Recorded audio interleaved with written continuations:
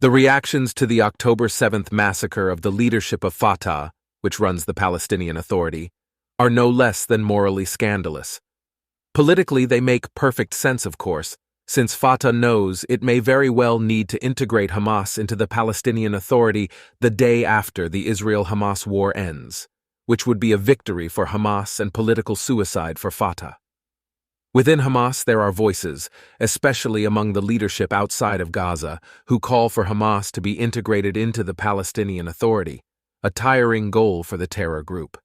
It seems that the foreign leaders see integration not only as a long-term way to take control of the Palestine Liberation Organization, and hence the Palestinian Authority, but also as a method of political survival following the disaster that Hamas unleashed on Gaza, turning it into its personal fiefdom with little to no regard for the 2 million people who live there during the last 16 years. This wouldn't be the first time that Fatah has tried to reach understandings and agreements with Hamas. During the Oslo Accords, Yasser Arafat refused to dismantle Hamas and Palestinian Islamic Jihad, even though their terrorist activities were one of the main reasons for the failure of the political process. And during the Second Intifada, Hamas battalions joined the Palestinian Authority's terrorism against Israel. Then, at the conclusion of the Second Intifada, Abbas decided against disbanding Hamas and other resistance organizations, instead signing a calm agreement with them in 2005 in order to quiet the Gaza Strip in preparation for the implementation of Israeli Prime Minister Ariel Sharon's disengagement plan from Gaza in the summer of 2005. This move by Abbas was in stark contrast to the positions of Israel and the United States, but his need to maintain the appearance of Palestinian solidarity prevailed over other interests. It is worth noting that the Hamas-Fatah agreement used the Arabic term tahidiyah and not hodna, which means ceasefire, thus demonstrating that from the beginning the resistance organizations did not intend to lay down their weapons, just to create an appearance of reconciliation in order to not harm Israel's withdrawal from Gaza. However, in the 6 months preceding the disengagement, terrorist activities did not stop completely, and Hamas boasted that Israel's withdrawal from Gaza, just like Israel's withdrawal from southern Lebanon, was the result of an armed struggle rather than a political move. This position, along with the Palestinian Authority reeking of corruption, brought Hamas victory during the 2006 Legislative Council elections in Gaza. In 2007, Hamas and Fatah signed an agreement in Riyadh, mediated by Saudi Arabia, which led to the establishment of a Palestinian unity government-led. 5 months later, Hamas violently expelled the Palestinian Authority from Gaza, including throwing political opponents off the top of buildings and public executions, in complete defiance of the agreement's first clause, which stated, "A complete prohibition of the shedding of Palestinian blood and reliance on dialogue alone as a basis for resolving the political disputes in the Palestinian arena." In 2013, the Rafah border crossing between Gaza and Egypt was reportedly ordered to be closed by the U.S. until forces loyal to Abbas regained control, prompting a Hamas official to accuse the Palestinian Authority leadership of playing a major role in enforcing this blockade of the Gaza Strip. Then, during the midst of negotiations to resolve the 2014 Israel-Gaza conflict, the Shin Bet, Israel's secret service, revealed an alleged plot by Hamas to depose Fatah in the West Bank by deploying Hamas cells to incite a third intifada and overwhelm Palestinian Authority forces. Abbas said the plot was a grave threat to the unity of the Palestinian people and its future.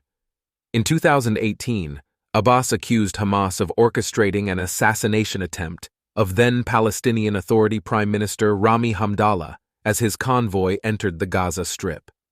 Analysts said the attack on Hamdallah's convoy was intended to put a strain on a Fatah-Hamas reconciliation agreement signed the previous year, which was supposed to put an end to a decade of division that saw 2 parallel governments operating in Gaza and the West Bank.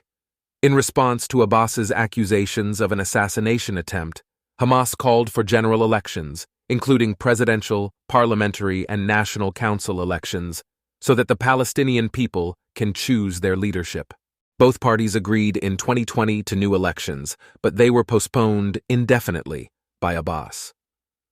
While the Palestinian Authority cited Israeli restrictions on Jerusalem residents voting as the cause for this delay, many surmise that it was more due to Abbas's low popularity in recent polls, with challenges not only from Hamas, but also from two Fatah splinter groups.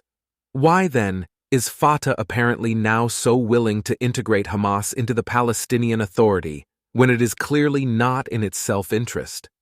And especially knowing that the United States and Israel, as well as quietly Saudi Arabia and the United Arab Emirates, would oppose such a move, meaning it has no political viability in the region. One explanation is weakness, or the lack of internal legitimacy, which obliges Abbas and Palestinian Authority leaders to take a position that appeals to public opinion. A survey by the esteemed Palestinian Institute of Khalil Shakaki, conducted after the outbreak of the war, shows that support for Hamas in the West Bank has tripled, while support and trust in Abbas and Fatah have dropped significantly, with 90% supporting his resignation. Furthermore, about 60% of Palestinians see the armed struggle as the most effective tool in the struggle against Israel, whereas Fatah has largely favored diplomacy, if we can even call it that. In this respect, Abbas and Palestinian Authority officials are no different in their behavior than some leaders of Arab countries, Jordan in particular, who do not condemn Hamas, just Israel, often in harsh terms. However, while Jordan adhered to the peace agreement, it is difficult at this time to know to what extent Abbas still adheres to a political process. His advisor, Mahmoud Habash, recently claimed that Abbas condemns Hamas in every meeting he holds with world leaders, but he will not do so publicly as long as the war is ongoing. Another explanation that is gaining momentum in Israel is that there is no real difference in the positions of Fatah and Hamas, just in tactics to achieve the goal of eliminating Israel and establishing a Palestinian state from the river to the sea. Therefore, it would not be surprising if the Soviet-educated Abbas changed his tune in order to ensure political survival to fit Hamas's transparent goals of annihilating the Jewish state. After all, Hamas has the Palestinian street, as well as Iran and its proxies across the Middle East. Just look at what the Houthis in Yemen are doing to shipping emanating out of the Red Sea, and they are considered one of the weaker Iranian proxies. Aside from a wishy-washy U.S. foreign policy and an increasingly irrelevant European Union, geopolitically speaking, who does Fatah have in its corner? The UAE, which used to fund the Palestinian Authority, is no longer swallowing Abbas's lies. Heck, a member of the UAE Federal Council recently said that Abbas is what we call in Arabic Tager Shanta, which is a simple merchant walking around with his bag. I think now the UAE has had enough and Saudi Arabia has had enough, the Emirati lawmaker added. Despite widening division between the two Palestinian ranks since the 1990s, this is likely why Fatah is flirting with integrating Hamas into the Palestinian Authority or welcoming its overtures. Meanwhile, the international community, and particularly Israel, seem to hope that punishing Hamas militarily and otherwise will simply make the terror group disappear from Gaza and render the Strip more pliable. But it might just drive Hamas into Fatah and the Palestinian Authority's arms, thus hampering a true diplomatic breakthrough between Israel and the Palestinians to resolve, or at least manage, the conflict. In other words, this is exactly the desired outcome of Hamas, and, by extension, Iran. The good news, at least for Israel, is that both Fatah and Hamas would likely continue to vie for the other's destruction and downfall, creating echoes of fitna, an Arabic term used to describe internal Muslim conflicts. Interestingly, fitna comes from the Arabic root word fatana, meaning to remove impurities, which is exactly what Fatah and the Palestinian Authority should do if they want to play a role in Gaza on the so-called day after the Israel-Hamas war, or allow Hamas to exploit a crisis they ignited and hijack whatever future the Palestinians have.